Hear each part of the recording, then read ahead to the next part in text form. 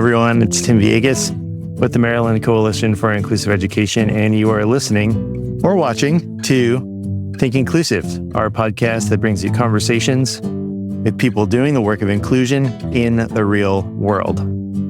Today, I'm coming to you from my porch, my back porch in my backyard. It's a beautiful fall day in Marietta, Georgia, where I live. And I'm excited to bring you this conversation that I had with my colleague, Brittni Sammons. Brittni Sammons is a professional learning coordinator, and she's been with MCIE for the last couple of years, but she's a former educator in a public school system in Maryland. This week, Brittni and I are talking about scheduling. And while that may not sound interesting to you in the context of our usual conversations about inclusive education, it is one of the most commonly requested explanations of how inclusive education works. And so let me give you an example. When I was a teacher in a segregated special education classroom, one of my colleagues used to say to me, "Tim, you're advocating for inclusion, inclusive education, and inclusive practices. It seems like you're really advocating yourself out of a job." And I said, actually, that's not what I'm saying. As a special educator, I don't actually need to be in a special classroom to deliver services. I can be anywhere where the kids are. So if the kids are included in general education, I can deliver services there. So that's what I was trying to explain to my colleague, that I'm not trying to advocate myself out of a job. I'm trying to advocate for learners to be included in general education classrooms where I believe they belong and should learn grade level standards. Well, how does that all work exactly? Where are the kids supposed to go? Scheduling is a big part of that. And so Brittni and I break that down. And while it's a pretty complex issue, hopefully after the conversation, you will understand a little bit more about what we mean by master scheduling and scheduling in natural proportions. If you're on YouTube, you can see that my dog Jupiter is sitting next to me on the porch. Are you ready to tell them about IXL? Before we get into my interview with Brittni Sammons, I want to tell you about our sponsor for this season, IXL. Good boy. Now, I know you've heard of a data-driven instruction. Well, what does that all mean? IXL is an online teaching and learning platform designed for kindergarten through 12th grade.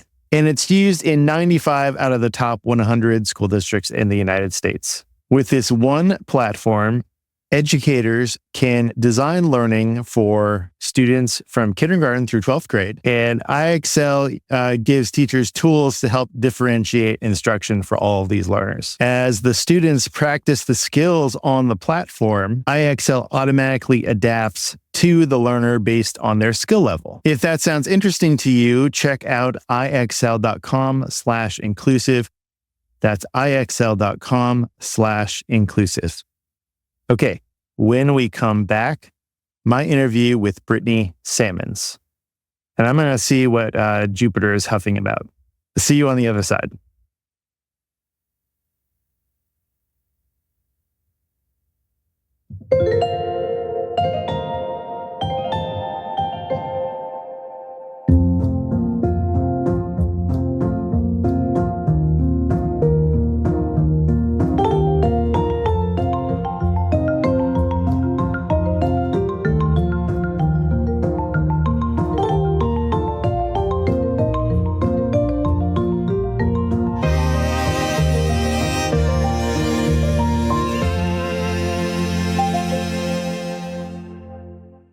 Brittni Sammons, welcome to the Think Inclusive podcast.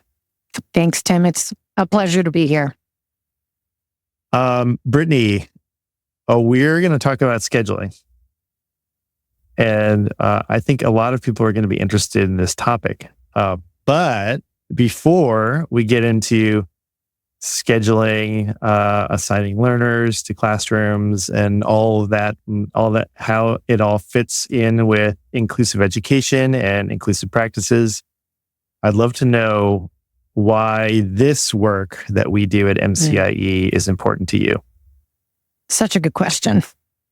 It really is. Tim, that MCIE's work is grounded in supporting schools and school systems to create inclusive school communities. But I think that it's the outcome of inclusive school communities that is what is most important to me. So when our learners are learning or are part of inclusive school communities, they're provided the conditions that cultivate the opportunity for students to develop a sense of belonging. And we know that as humans, having a sense of belonging is one of the most critical parts to our survival and happiness within our world. And so that really is why it's so important to me, because I believe in the necessity for each person to develop their own sense of belonging. Yeah. Mm-hmm. And as you were a special educator, right? Mm-hmm. And Yes. And then what other roles kind of led you to this work? So I was a special educator and then became an assistant principal at a high school, and then had an opportunity to be an inclusive education facilitator. And that is when I actually started a partnership with the Maryland Coalition for Inclusive Education. It's when Calvert County became partners with MCIE. And for 6 years, had literally the honor to truly make sense of the systems change process and apply it in Calvert County Public Schools. And from there, I was hired as a supervisor of instructional performance. And in that role, I also engaged in continuing and supporting inclusive practices for the system, as well as culturally responsive instruction. And then I had literally the chance of my life, my dream job, which is to work for the Maryland Coalition for Inclusive Education. So that's what brought me here, which was such a great story for me. Yeah. And we're so glad you're with us. And I'm so glad that we're having this conversation. We've Thanks, Tim. produced a lot of episodes, and we just don't have, there's not a whole lot of information about scheduling. Mm-hmm. I remember the first time I heard about natural proportions, and it was actually in a conversation I had with Julie Costin. Yes. Who, shout out to Julie Costin and her group in New York, Inclusive Schooling. But she's been doing this work for a long time as well. And just having a conversation about what does natural proportions mean? And how does that work exactly?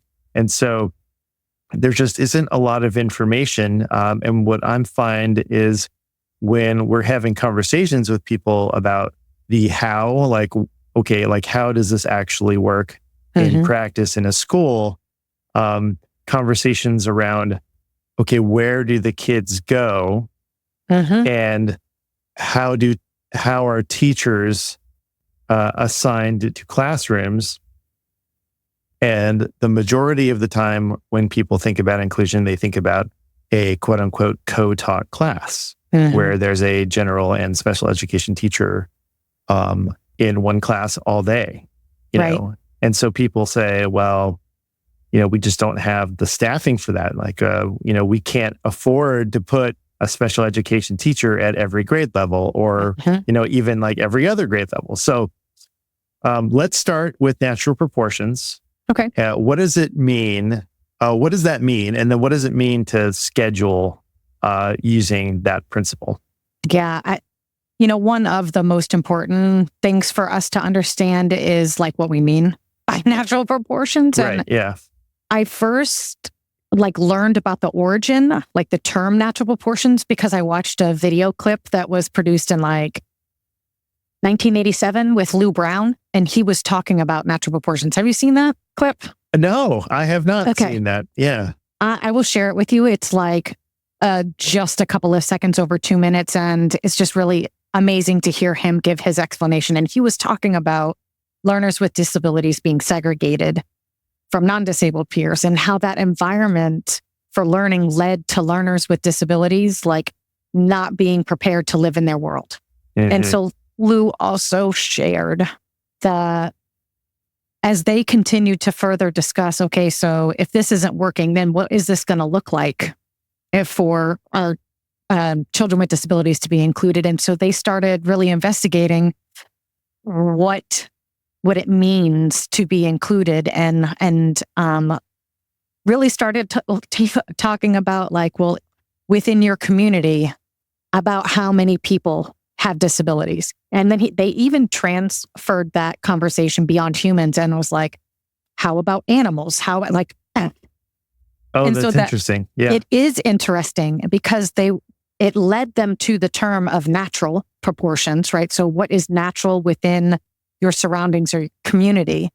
And in the educational terms, it means that we're talking about the inclusion of children with disabilities in proportion to the presence of those without disabilities in the general population of the school. So, for example, if the entire school population had 10% of their learners with disabilities, then you could translate or generalize that to, well, then each class should have 10% of learners with disabilities. So the technical principle around natural proportions is that it is proportionate to your community. So 10% of the humans in your community have a disability, then about 10% should be in the schools, which means about 10% should be in each class. Right. And if it's one thing we know, a high volume of children with disabilities in one place really doesn't foster the learning conditions which replicate real living conditions.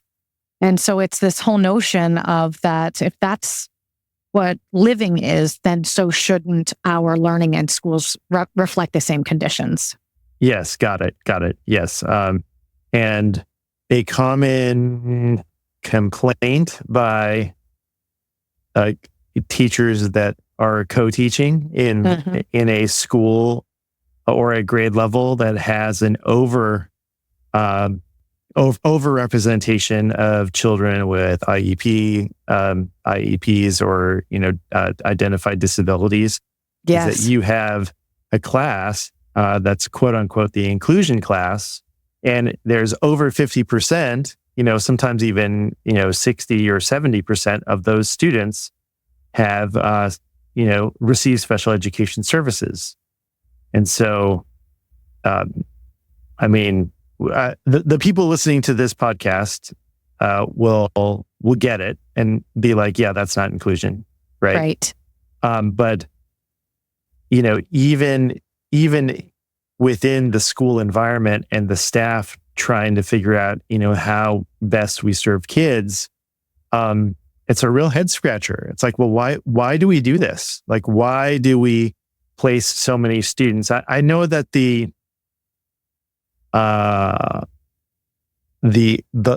common line is, well, we want to consolidate services, right? But it doesn't seem like it's a real efficient way if you're over representing a classroom for students with disabilities. Mm-hmm. I agree with that. And, another layer to it is that we want all of our students to have the experience of learning together with disabled and non-disabled humans. Like that is how we support our little humans to respect and expect, right? So respect and expect difference and value that diversity, not just accept it. Like it's not about accepting, it's about expecting that. And, if we want all learners to know how to live together, then they really must learn together. And that really is the premise of natural proportions. So when you overpopulate a class, you're minimizing the experience that you want for all of your educators to also teach diverse learners, and not just a few of those educators to be teaching diverse learners, but also that our students, our learners, are having that experience. Yeah, that's a really good point, because it's not even about like being fair, right? It's like, No. I mean, it's really the students, the learners, and the teachers are just they're missing out. They're missing Literally. out on they're literally missing out on educating learners because they have been designated with the label. And no matter who you are, we all have gifts to give. And so when we reduce the opportunity to receive and give our gifts, we really are limiting what we have access to grow as humans, like among one another. And so I really feel that it is about the gifts that we have to give each other because of who you are, not in spite of who you are. Right. Yes. Yes. Okay. So natural proportions. What's the best way for us to think about the process of assigning learners to classrooms? So I'm trying to make this as practical as possible, because as a former educator, every year, right around January, February, we would start thinking about, okay, what are our classrooms going to look like for the next school year? A lot of times, those conversations were driven by the assistant principal, or and we would have planning meetings. And we'd be like, okay, everyone's in one room. We have special educators and general educators. And we think about all the grade levels, and we start like literally placing students on index cards with their names on it, and like putting them in like, okay, Billy's going to go over here. Susie's going to go over here. Is the process the same? Like, help me understand that. Help our listeners understand that. Sure. So maybe just a little advanced organizer to help frame the process, which we won't get into the finite details today. That's where you can partner up with us and we can work through that process, or access the resource that we have on our MCIE website. But the three major phases of the scheduling with natural proportions includes 1, scheduling children; 2, assigning support and service educator roles; and then 3, building the master schedule. So those 3 major areas or phases is how we ensure that students have what they need by making sure that adults have what they need, and that the master schedule reflects the priorities for an inclusive community. So when it comes to the entire process, it's contingent upon data, strength, and solution-based problem solving. It's collaborative. And then the last one, which is like so critical, is that it has to be flexible and responsive. And so those are like the major components of it all. But when we specifically talk about the best way to think about assigning learners to the classroom, so that first phase, we talked about the principle of scheduling with natural proportion, and how it's like if you have 10% in the building, you have 10% in each class.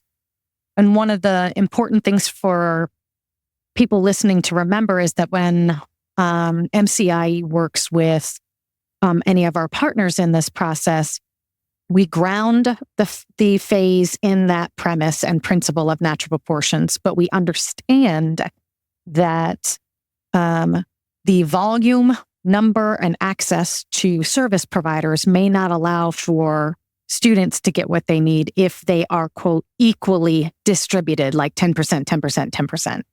And so when we apply the principle of natural proportions to scheduling, it is grounded in assigning students strategically. And so when we say strategically, it does not mean equally. It really is about understanding students' strengths, services, and the supports which allow for us to assign students and distribute the services necessary for them. I would also say that we consider academic and social emotional supports so that we're really capitalizing on the strengths of our students and the strengths of our adults to best group and meet their needs. And that takes soliciting information from the people who work with the students in order to inform like the next year's schedule. So if we were scheduling in a school for fourth grade, the upcoming fourth grade year, we would be consulting and getting input from all of the educators and service providers who worked with those students in third grade. Mm-hmm. So I would say too that it really does rely on staff understanding the intensity of support or needs of individual learners in order for us to make the best choices around how to assign learners to the classes. Okay, so we have those three phases, right? Mm-hmm. And how long does that typically? I'm just remembering my own experience with scheduling and it taking weeks. Sure. And so I would imagine these phases kind of go in phases. Yeah. So like, it's not. My point is that it wouldn't happen all at once, right? Correct. Yeah. Yeah. Absolutely. Yeah. And so, depending on where you are, depending on like the structures and the systems that you have in your district, county, or school for scheduling, all of these timelines are subject for like change, right? But the notion is that we start thinking about scheduling in February, and you're considering course requests, you're considering staffing, you're considering influx of students leaving and coming over the summer. And so that notion of how do we start gathering as much information as we can about the students that we have and what we know about them before everybody leaves for the summer?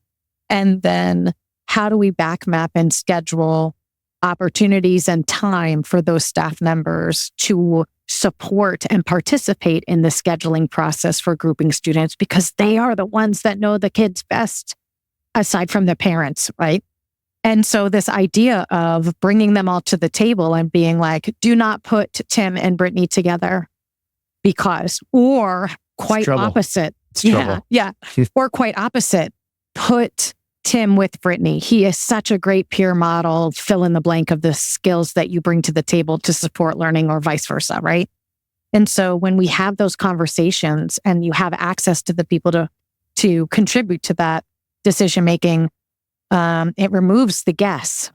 And so we often use the phrase when we are scheduling with our teachers, you are gifting the next grade level the best possible option for them to start the school year. Mm. And that really what it is. That's really what it is. You really are gifting the next grade level when you are able to have this opportunity to determine what are the strengths, what are the best combinations to put students together so that teachers have the partnerships that they need in order to meet the needs of the individual and collaborative class needs. Yeah, and it also sounds like very flexible, right? Yes. And so along with that flexibility, considering how most people think, a lot of people at least think about co-teaching, co-taught classrooms, right? As an example of inclusion, which that's not exactly aligned with what we're talking about.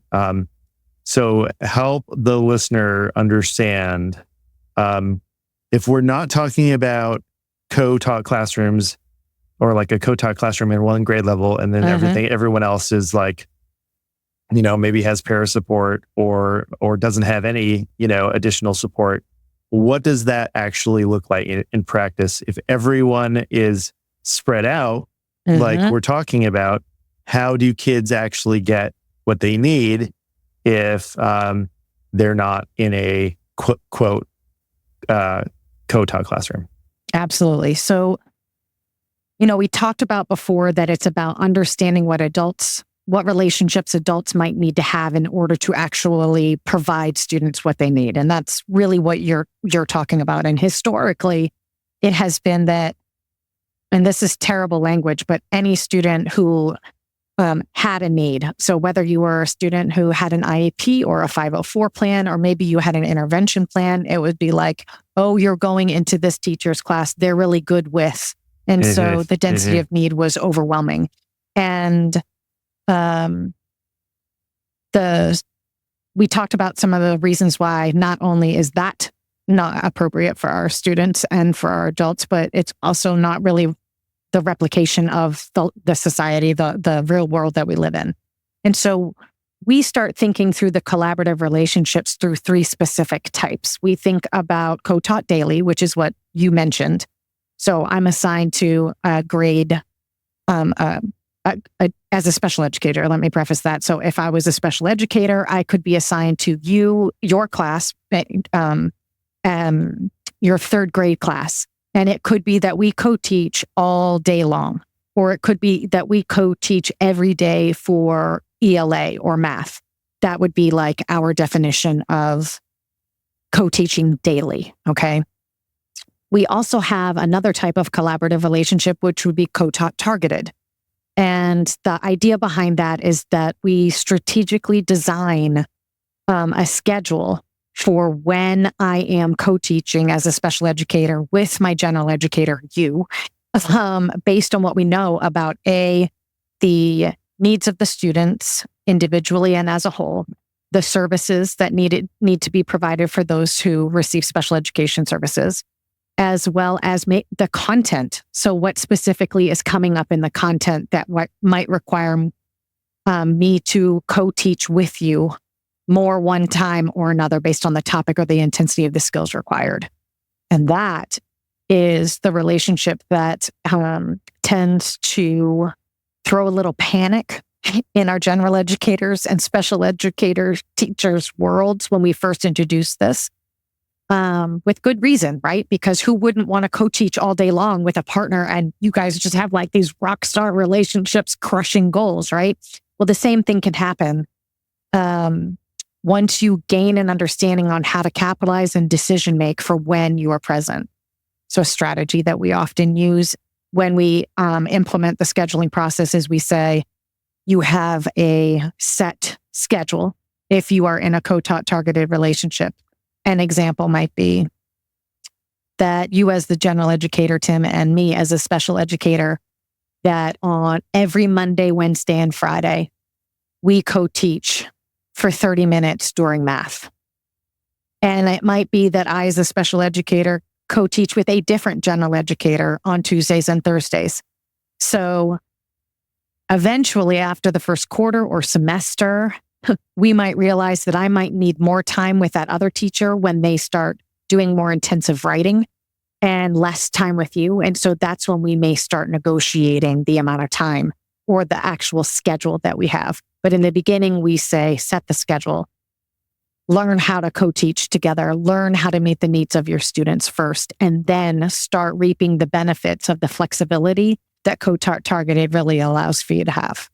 So those are 2 relationships, right? We talked about co-taught daily and co-taught targeted. And then the third type of collaborative relationship that we use in our process is consultation. And so that would be you as the general educator and I as the special educator.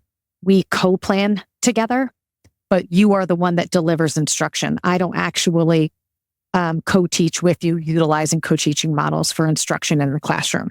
It may be, though, that one day you're like, Brittany, you got to come see this. We are on fire. You have got to see how this is working. And I'm making arrangements to come observe what's going on in class because there's like huge celebrations, whether it's because of the interpersonal relationships of the peers. It could be because of the independence and academic gains, whatever. It could also be that you're like, girl, you got to see this. I need your help, right? So I make arrangements to come observe. And it could be an individual student that we are trying to problem solve for success. It could be that there is a structure. It could be something you want me to give feedback on the delivery. There's like endless number of things. But that consultative relationship really allows for the co-planning to be the root of how the services and needs of students in that class are met. Got it. I can imagine somebody listening and thinking, this all sounds great, Brittany, but what about those IEP minutes? Yes. The minutes. How does that all work? And the reason I know people are thinking this is because every time we've presented at this at conferences or anything, yes, that question always comes up. So yes, what's a good way for our listeners to understand, how those minutes work? Sure. So the foundation that this comes from is that federal law indicates that a general educator is the primary provider for services in consultation with a special educator. Now, you may have states or counties or districts that have guidance or regulations that have extra layers or requirements associated that, but actual law says that a general educator can provide those services with the support and planning of a special educator. So if that is the law, then that allows for that last relationship that we talked about, consultation, to be okay, which just means that the special education services, those minutes, are provided by the general educator because the special educator planned with them to ensure it happened. So there's a lot of reaction that comes to that response. And based on the experience that I've had working with in my previous county, but also in the different places that we work now, is when you understand how to co-plan and when a general educator feels like they are confident in what they are doing, there are no issues. But it is getting people feeling like they can do it, because we all can, but it does require that consultation with the special educator in order for A, to be legal, and B, to make sure that we are not leaving any general educator out there to figure it out or do it on their alone, because no one person is responsible for knowing how to do it all or should be expected to. There's always this understanding, especially in this process, that it is collaborative and no one individual is responsible for knowing how to meet each and every student's needs in their class. It is a collaborative structure that needs to be established in order for it to be successful. Right. It's a collaborative practice. I have this memory of me sitting in like my first teacher ed class, like Ed 101 or something like that. I don't know what it was called.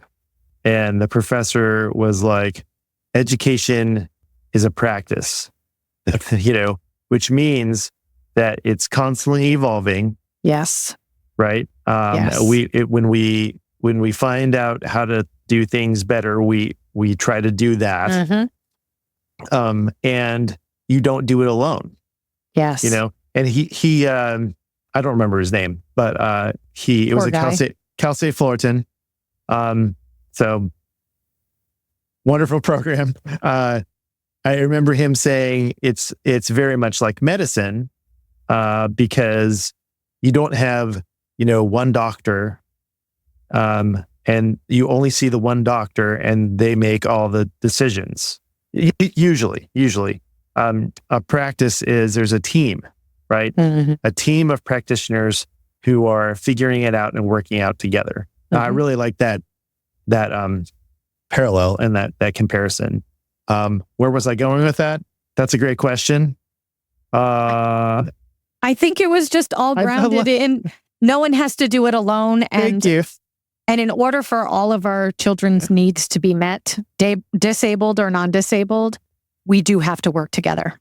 Yes, exactly. And I know where I was going. Thank you, Brittany. A lot of times, as a special education teacher, especially those who work in segregated and self-contained environments, how alone you feel when the expectation is that you're not collaborating, right? And so even if you're listening to this and you're going, I'm in a special day class, segregated special ed class in the corner, in a bungalow outside the building, this is it's a call to action to you to figure out how you can make your role more collaborative. And that is a way to help your students and your learners be more a part of what's going on in the life and the community of your school. It may just be a drop in the bucket for what you can do, but at least you're doing something. At least you can try to move it forward. I'm thinking about how this impacts students and having classrooms in grade levels that are really inclusive, right?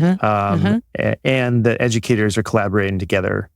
Do you have any stories of how maybe from our partners of how this impacts students and even teachers? Sure, absolutely. So I think one of the most amazing, consistent traits of like the leaders who engage in the scheduling process is that they trusted the process.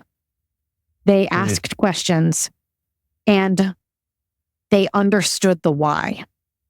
And I think that was the foundation to successful implementation when it comes to scheduling with natural proportions. So that when you have teachers who may react to the changes we're asking them to make in scheduling the scheduling practice and how it directly impacts their role as the general educator or the special educator, the leaders are able to support them in working through the feelings they may have, through the changes that may occur, and troubleshooting those things. So that to me is like really foundational, because I have had some of the most vocal, and I don't want to use the word resistant, but they were really nervous and scared about these changes, end up being the largest advocates, the biggest advocates for the process after they've lived it. My favorite quote was from a principal who said, "We'll never go back to how we used to schedule. This just makes so much more sense." Like, just period. Like, that was like, we'll never go back. So that's like, okay, how do I sign up for that, right? But when it comes to the students, I think it's more heart-wrenching because of some of the statements that might have started with the phrase of, "When they let me out, I was able to." And then you fill in the blank with what celebration they may have made about how their social or academic life positively changed. Those are like the pieces. I don't have exact quotes from any children. Sorry, Tim. No, that's okay. But that phrase of like, "when they let me out," that was just like like, what have we been doing? Oh my goodness. Yeah. I think I know that story actually, because I've heard that story. And there was this other one that I'm remembering.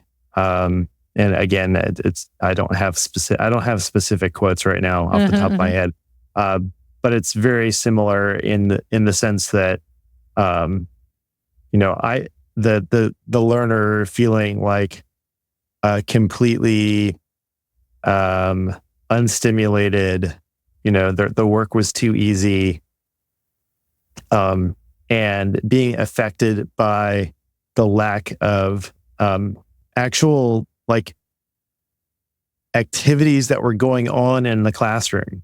Like, if you've ever taught, and believe me, I like if you know my story at all, even a little bit, I taught in segregated classrooms, where there would be, 30 minutes would go by and nothing would happen. And the reason why nothing would happen is because we were taking, kids to, the toilet and taking care of like health needs, right? And, or there'd be some sort of behavioral challenge that needed to be supported. And so that's one or two students with multiple staff. And what happens to everyone else? They're just waiting. Right. They're just waiting. But just imagine, right? You had learners that were assigned or scheduled with everyone else, like take all the students that would have been in my class, K through 5, and they were in their grade levels and they were supported. And if one person needed to be supported in a particular way, whether it's health, whether it's behavioral, it'd be the one student. Right. And everyone else is learning and being educated with their peers. So it really, like when you really think about it that way, it's so much more of an efficient way to teach and to support kids. Agreed. And I'll align with your experience. As a special educator, I was a teacher of a regional program. I taught in segregated, self-contained classes. I did co-teach also, and I did teach in inclusive classes. But a lot of my experience as a special educator started there. And I was a fierce advocate for my students with disabilities through forever. But what I was advocating for was wrong and did not understand it. I literally, in my past, thought that I was doing what was best for kids by suggesting segregation. I literally thought it was the right thing to do. I was so ignorant of the research that actually proves that segregation is not appropriate and what's best for kids. And was more concerned about my students being included because they wouldn't have what they would need, and that wasn't the right thing. And I couldn't have been more wrong. And I think sometimes that's the hardest thing when you are shifting mindsets, is that it goes back to what you say, and Maya Angelou with the once you know better, you do better. But that is literally the foundation of this work. If we cannot say, now that I know better, I need to do differently to be better, then that's really the sad story associated with it. So the big ahas that you really asked for in the actual question you asked for about the success stories is when you have the educators and leaders who say that this is better for our students and for our staff, and they're able to see the connections associated with it. I mean, we have the research that proves it, but for people to have their own experiences is probably one of the best rewards we could ask. Yeah. Are there any words of caution as when we're scheduling, like this? Yeah.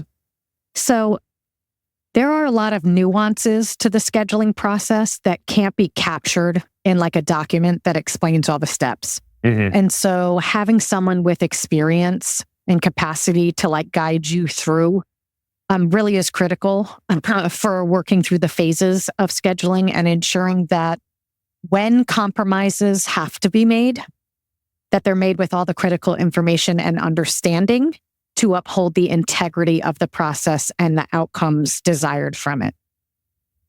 Yes, which is why if this work is interesting to you, and you're listening like, you know what, I think we could do this, they may want to reach out, right? Absolutely. Yeah. So what's the best way for people to do that? Well, obviously they can call you and I, but they can access our website, MCIE.org, and there's a link to start a conversation, and we would really love to hear from you. Yeah, we would. We would love for you to reach out, and conversations. That's how we start this work, right? It always starts with the conversation, and we want to work with you. So please reach out. You can find us on social media. You can email us. You can, send snail. Oh, we don't have an address for you to send snail mail. So sorry, but please do. All right. Anything else before we wrap up that you want to make sure educators leave this conversation with? Absolutely. So number one, all the educators listening and the leaders who really have the heart and mind for doing what's best for kids. Thank you. Because what you do every day matters. And it's never too late for us to make change to our practices and to engage in the work. So thank you for everything you do every day for your students and your families.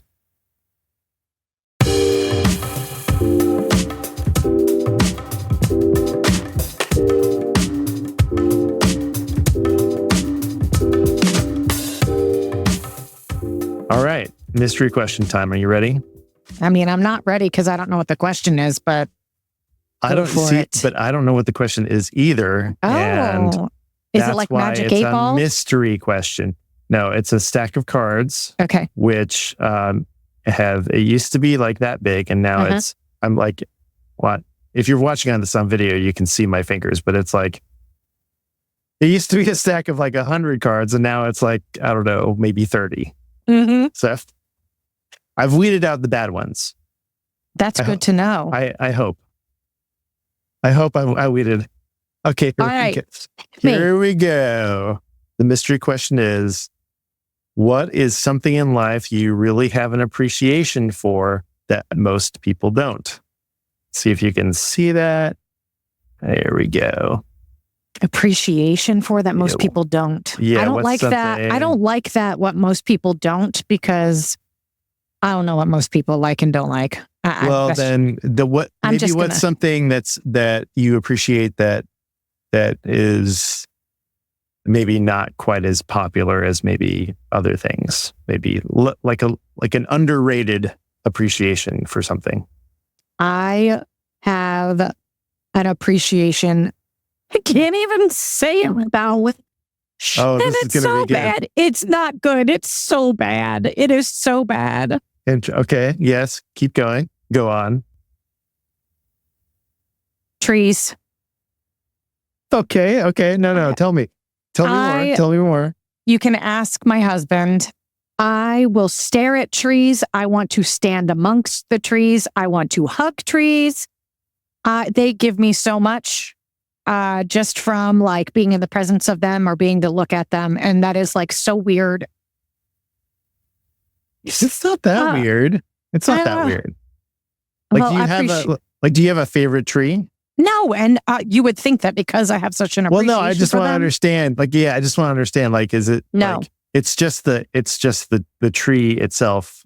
So the way the leaves move, the way they stand firm or bend, the quiet presence of them, all of it. It's ridiculous. It's silly. I can't believe this is recorded. It's documented now. Yes. Your appreciation for trees. Forever. Oh my goodness. I'm trying to think. If you would ask my wife, she would say I have a lot of different things that I appreciate that most people don't.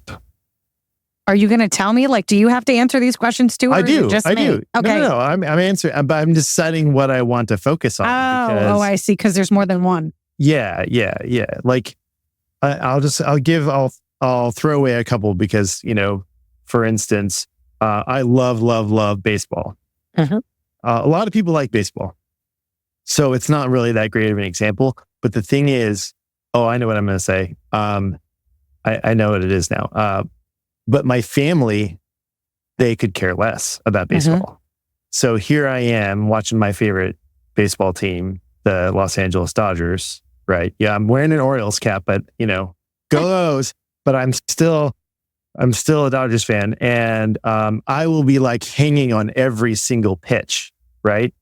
I love it. I love the strategy. I love, the attitudes of the players, the camaraderie, the skill level. I just love everything about it. But yeah, my family doesn't share that with me. The other thing that is a little bit more niche is I really love the Muppets. Okay, so are you a fan of the Muppets, Brittany? Yes, but more like Fraggle Rock. Fraggle Rock. That's okay, though. They're like my people. Yeah, Fraggle Rock. Okay. So I never watched a lot of Fraggle Rock. I like it, but I'm not like steeped in Fraggle Rock lore or anything. But like I grew up on Sesame Street. I watched all the Muppet movies. I made my kids watch the new Muppet movies. They absolutely did not like them at all. I'm like, we got to watch the Muppet Christmas Carol, at Christmas time. Nope. After they got to a certain, point, right around 10 years old, they're like, nope, absolutely not. Can't make me, putting my foot down. You cannot make me watch this. And then here in Atlanta, because I live in the Atlanta area in Georgia, there is the Center for Puppetry Arts. And we've gone down there a few times for different shows. But I am drawn to puppets. I've always been drawn to puppets. It's just something that I really enjoy. And I have an appreciation for Muppets/puppets. And I don't think everyone does, especially not my family. So. Well, thanks for sharing, Tim. I appreciate you being out on that limb with me. Got trees and Muppets. Yeah. Brittni Sammons, thank you so much for being on the Think Inclusive podcast. Thanks so much, Tim. I appreciate the invite.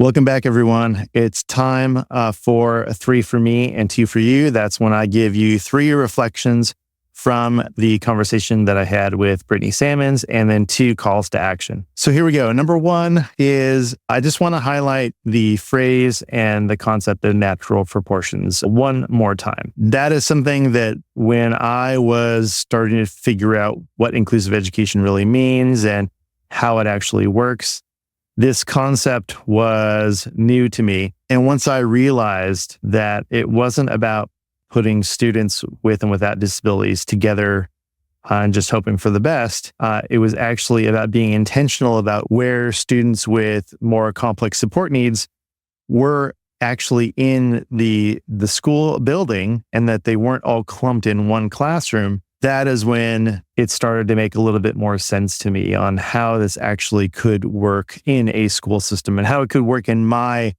school district. I'm hopeful that as you are listening to this conversation or watching this video, that you'll be able to take some of the language that you hear that Brittany and I talk about and bring that to your school system and your school leaders. Okay, number 2. I think it's really important how we talk about and understand co-teaching because, again, co-teaching isn't about having a co-taught classroom. You have only one classroom that is the inclusion classroom, and you have special educators that are in a co-taught room. Really inclusive practices and what we're talking about with scheduling means that resources are spread out evenly across a grade level and a school building. Now that's going to look different in each school based on the number of students, the number of supports that are needed, and the staff. But that school gets to decide how to deliver those resources equitably. As I've said many times before, putting all the students with disabilities in one class and calling that the inclusion class or having segregated classrooms in the first place, it's just not an efficient way to serve students. Okay, number 3. Both Brittany and I shared about what we used to think and now what we think. And You may not hear this in our conversation in the video, but Brittany and I have had plenty of conversations offline about how there is a certain amount of shame and regret that we both have because we advocated for segregated environments for learners with disabilities. And so that's something that we are both dealing with. And for anyone who is listening and going through this kind of period of reflection and thinking, oh gosh, my mind is really changing about this and I need to do something about it. You can only do as much as you can in your own context and just make the next right move for you to make sure you and your school system are moving towards inclusive practices. I wouldn't be too hard on yourself, but know that you can just keep going and keep going. And for both Brittany and I, we just didn't stop advocating. And we're still on that journey. But it's okay to be thinking about that. It's okay to have regret, but it's also important for you to keep moving and to move on, which is, another reason why we make this podcast is hopefully if we can help change your mind that there's something that you can do in your school system to move inclusion forward, then I think we've been successful. Okay, now it's 2 for you. I am going to drop a link to the video that Brittany referenced with Lou Brown. It's a conversation that he's having with the Minnesota Governor's Council on Developmental Disabilities. And it is definitely worth the watch. It's like 5 minutes. Go and watch that. Now, Lou actually uses some outdated terminology like the R word and stuff like that. Video was produced in 1987, so just keep that in mind. Okay, and number 2 is for you to go to MCIE.org and check out our resources page. I want to call out one particular resource, collaborative relationships. Now, if co-teaching is interesting to you and how Brittany was describing targeted co-teaching, there's a lot more information about what that means and what that looks like in our resources on the website, mcie.org/resources, and look for the file collaborative relationships. Okay, that is it for this episode of Think Inclusive. Time for the credits. Think Inclusive is written, edited, designed, mixed, and mastered by me, Tim Villegas, and is a production of the Maryland Coalition for Inclusive Education. Original music by Miles Kredich. Additional music from Melody. Thanks to our wonderful sponsor, IXL. Make sure you check out ixl.com/inclusive to learn more about how IXL can be a resource for you. Thank you so much for listening. And please make sure to, wherever you listen or watch, to like, subscribe, give us a review, make a comment, send us a message on social media. Let us know that you are listening. We love to know if any of these episodes have been useful to you. Thanks for your time and attention. And remember, inclusion always works.